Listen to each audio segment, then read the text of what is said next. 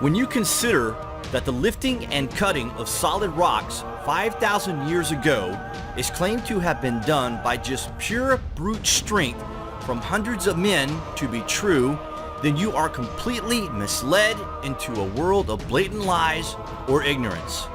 For some reason, the so-called clever Egyptologists and archaeologists of the world are completely obliviously lying out their back teeth when they tell us that a 1,000-ton piece of stone at Aswan in Egypt was dragged for 400 miles to Giza. It's crazy, and it's clearly not true. But what type of technology could have been used to transport these types of mega stones?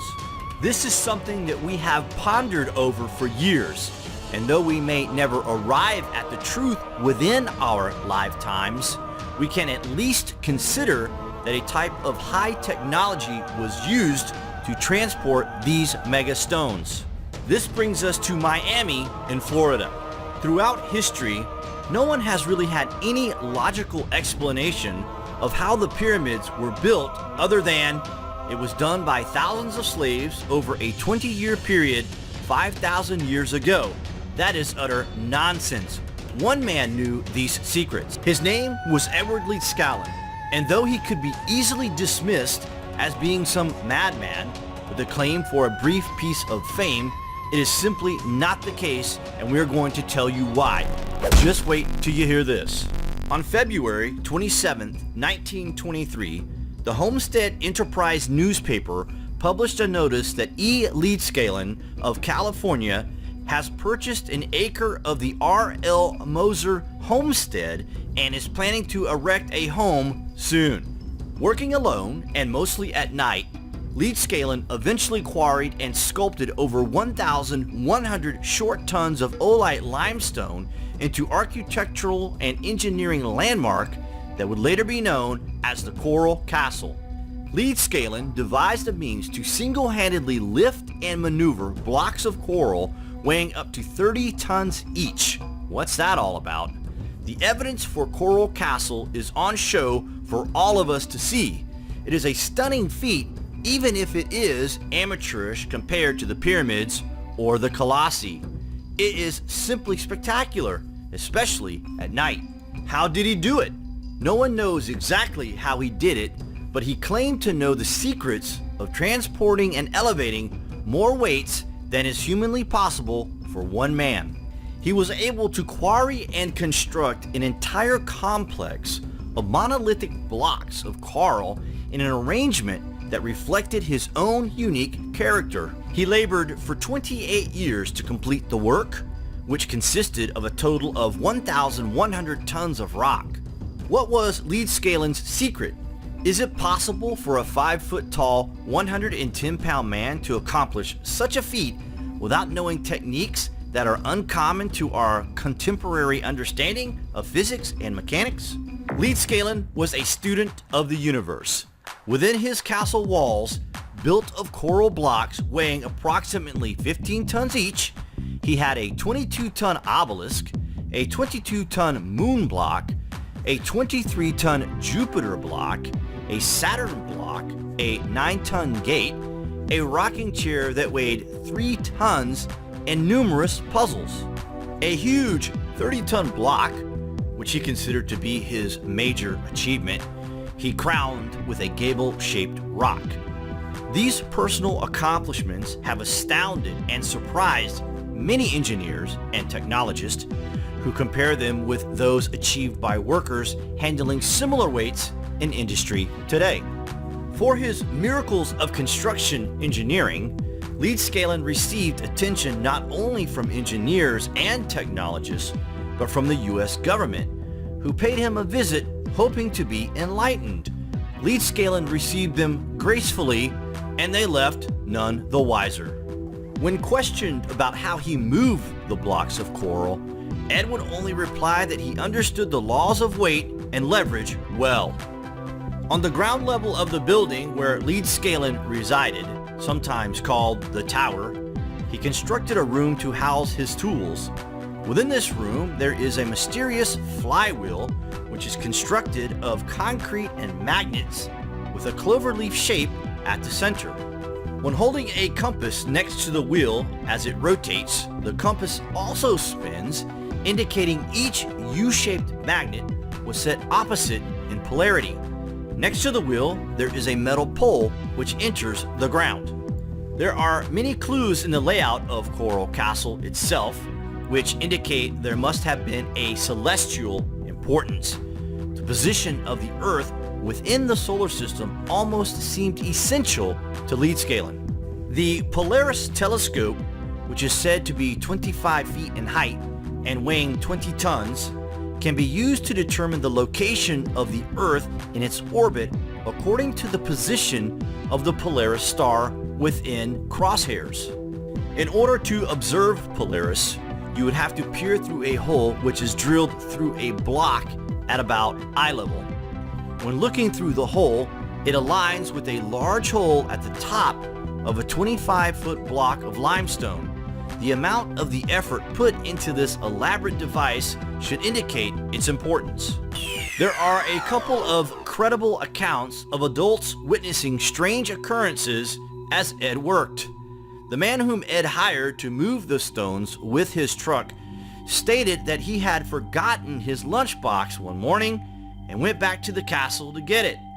He had only been gone for half an hour, and when he arrived, Ed already had several of the monolithic stones stacked on the rails of the trailer like cordwood. He never saw how Ed loaded them, just that Ed had no heavy machinery that should have been necessary to manipulate such heavy stones. Researchers have speculated that Ed learned the secret of levitation, and one theory in particular caught the imagination of many. The planetary grid hypothesis postulates that the Earth is covered by an invisible web of energy which is concentrated at points of telluric power, the convergences of which create unusual phenomena. These telluric grid dynamics played a vital role in the construction of the castle. There exists an all-encompassing global grid with direct harmonic relationship to the speed of light, gravity, magnetics, and Earth mass. All major changes of the physical state are brought about by harmonic interactions of these manifestations. The controlled manipulation of these forces would make it possible to instantaneously move mass from one point to another in space-time. He understood the critical nature of identifying the most energetic location to erect his massive castle, and seemed to have known the secrets of anti-gravity and its relation to cosmic events. Ed proceeded to develop a means of leverage power generated from the geomagnetic grid and produced a system to generate anti-gravity waves. Ed Leedscalen knew exactly what he was doing when he created his fantastic castle. In 1951, Ed took his secrets to the grave. The mystery of Coral Castle was never revealed. Rumor persists that a plaque was found in Ed's bedroom that read, "The secret to the universe is 7129-6105-195, a sequence of prime meridian numbers." We know this sounds crazy, guys, but it might be crazy enough to be true. What do you guys think of the secrets in the construction of Coral Castle? Comments below. Thanks for watching. With no modern machinery and with no help, he somehow hand-carved and lifted every single block, a total of 3 million pounds.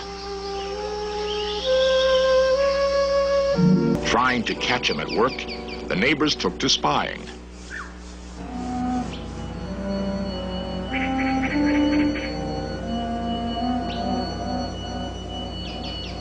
Some people swear they saw the rocks move. Ed could somehow sense their inquiring gaze.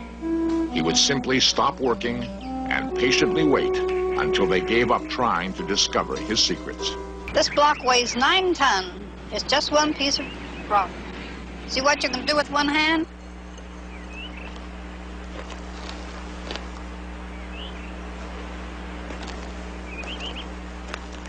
He'd say this is because of the stars and the moon, and he would go on and he would show us his electrical machine. Now he made electricity, and he would jump in his bathtub and show how the water would come to certain levels and how he heated it with the sun. And he'd always divert your question.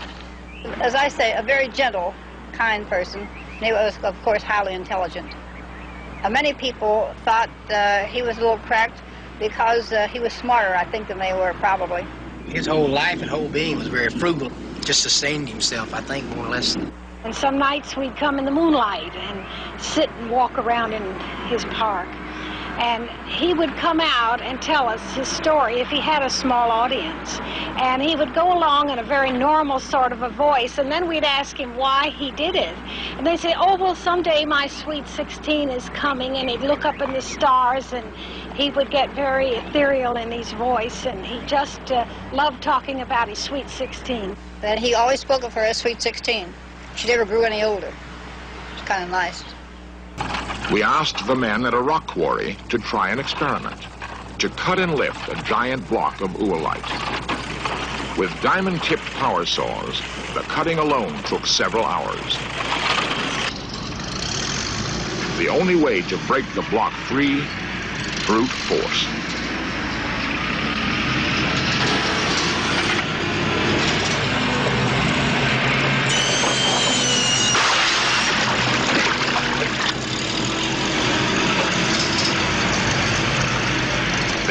The test. Could they detect any unusual buoyancy in the rock itself?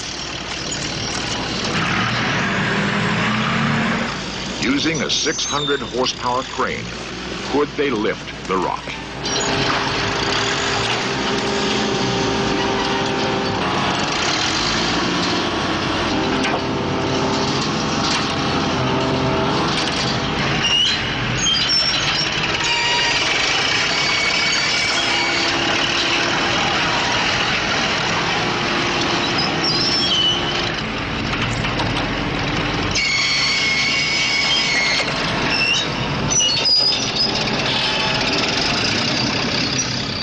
Crane almost tipped over, they managed to drag the block a few yards. What modern equipment would it take to duplicate Coral Castle? It couldn't be done. Charles Valois comments. Not with the modern equipment. I wouldn't cut more than 4 foot long and 32 inches wide and 7 or 8 foot long. That's the most I'll cut. And you see the struggle I have getting it out with that machine. This is the only known photo of Ed apparently working. Although he seems to be breaking the block free with wedges, a close look reveals that the block is already cut free, with a cable underneath. Engineers have been puzzled by this photo. He's moved stones up to, coral blocks up to 25 tons. And he'd put them up overnight just on his own. After he died, I checked some of the instruments he was using, and they're very, very primitive. Chisels and hammers and ropes and pulleys and things. Nobody can understand, even today, now how he done this. I found when I applied the harmonic mathematical basis to his position on the Earth's surface geometrically, that the same harmonic values popped up on the area where he was. He always said that he had the secrets of anti-gravity and magnetic fields, and he also said that he knew how they built the pyramids. So it appears if he was telling the truth that it looks like he did have these secrets. They also found $3,800 in crisp $100 bills and what resembled a treasure map. All attempts to follow the directions on the map were futile. Nothing seemed to correspond to our normal three-dimensional geometry.